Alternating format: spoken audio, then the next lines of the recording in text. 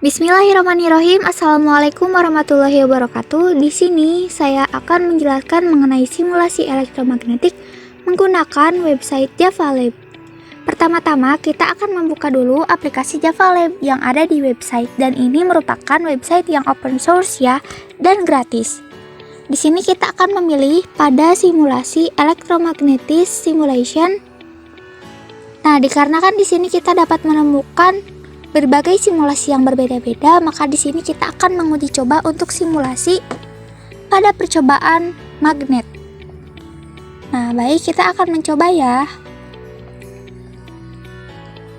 Untuk yang pertama, kita akan mencoba pada simulasi DC motor.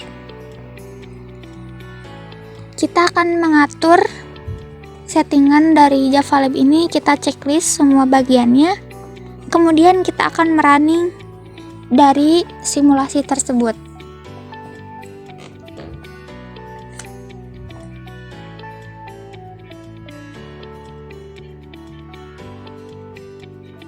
Baiklah, kita tunggu ya.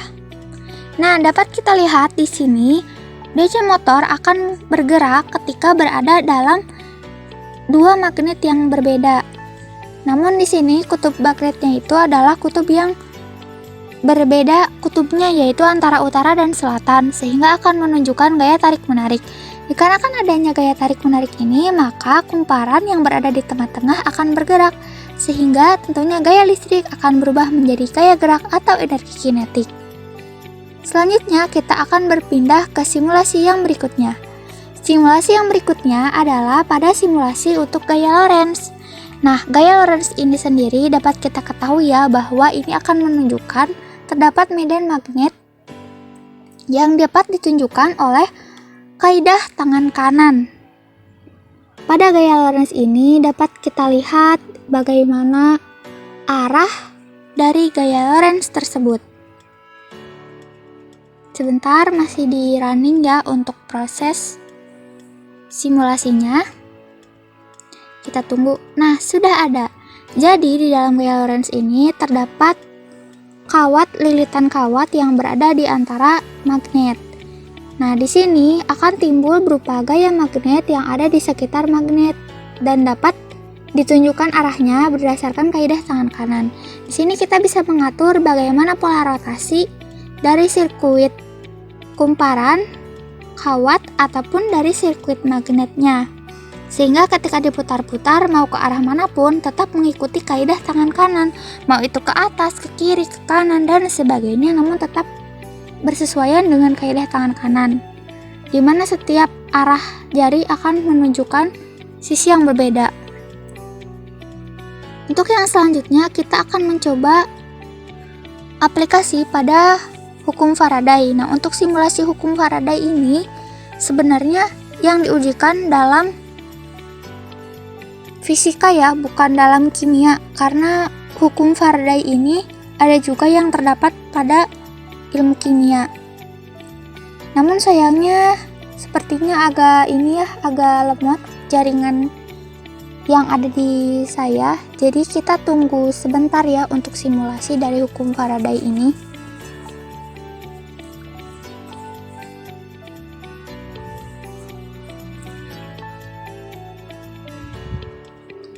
Masih loading. Karena memang lama ya, kita akan berpindah saja untuk ke simulasi yang berikutnya. Mohon maaf. Kita akan lanjut ke simulasi elektromagnetik yang berikutnya.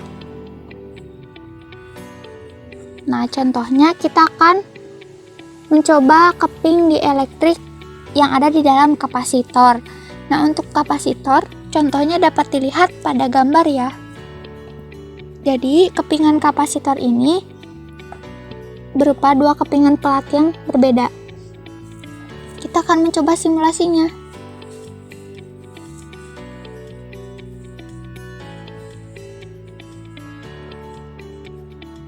Nah, di sini terdapat dua buah pelat dieelektrik, kemudian kita maju mundurkan ya.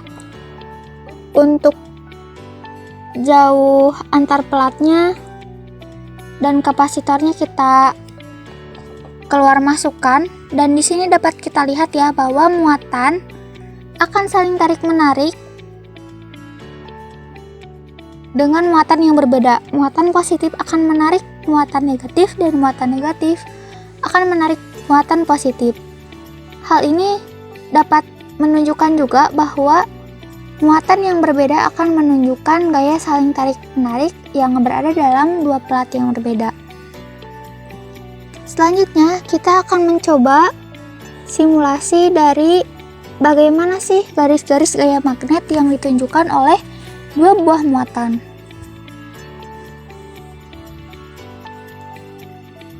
Atau electric field line ya, atau garis-garis gaya magnet.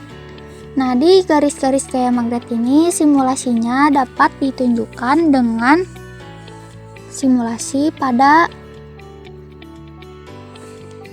dua buah muatan yang berbeda. Yang warna biru itu untuk muatan negatif, dan warna merah itu untuk muatan positif. Kita bisa mengatur untuk besarnya nilai muatan ya dengan menggerakkan ke arah kiri dan ke arah kanan pada bagian pengaturannya.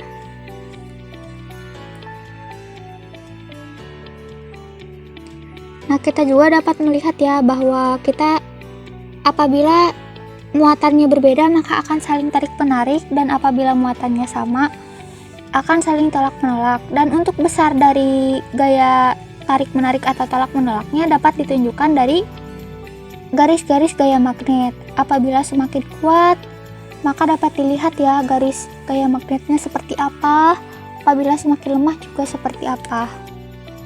Baiklah, kita akan lanjut untuk simulasi yang berikutnya, yaitu pada ini ya, pada kita akan coba untuk gaya magnet. Nah, untuk gaya magnet ini prinsipnya hampir sama ya. Kalau untuk magnet itu kita akan coba tunggu untuk aplikasinya memulai.